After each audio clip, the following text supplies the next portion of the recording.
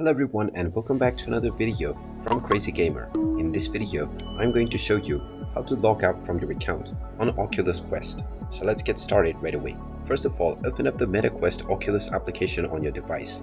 And if you haven't logged out from your account, you will be directly taken into the feed page from which you will be able to discover the MetaQuest application. Now, if you wish to log out from your account, tap on the menu icon at the bottom right corner and you will be taken into the menu page. From this page, if you scroll all the way down, you will see the sign out button. Go ahead and tap on it and you will be asked whether you are sure that you want to log out. Tap on the logout button and now this will log you out from your MetaQuest account right away.